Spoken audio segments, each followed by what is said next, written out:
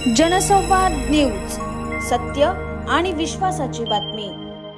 उल्हासनगरच्या कुर्ला कॅम्प चौक परिसरात अन्नपूर्णा किराणा दुकान रात्रीच्या वेळी 2 अज्ञात चोरट्यांनी फोडल्याची घटना घडली आहे। रोख रक्कम आणि दुकानातील साहित्य चोरी करून पसार झाले आहेत।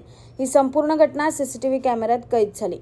कुर्ला कॅम्प ते तानाजीनगरकडे जाणाऱ्या रस्त्यावर अन्नपूर्णा किराणा दुकान आहे। रात्रीच्या वेळी 2 अज्ञात चोरट्यांनी दुकानाचं शटर वाकवून दुकानात प्रवेश केला आणि दुकानातील 15,000 रुपये रोख रक्कम आणि महागडे साहित्य घेऊन पसार झाला आहे। हे संपूर्ण चोरीची घटना सीसीटीव्हीत कैद झाली असून पोलीस या घटनेचा अधिक तपास करत आहे। दरम्यान उल्हासनगर शहरात काही महिन्यात चोरी, मारहाण, हत्यासारखे गंभीर गुन्हे घडत असून पोलिसांनी तातडीने याचा बंदोबस्त करावा अशी मागणी नागरिक करत आहे।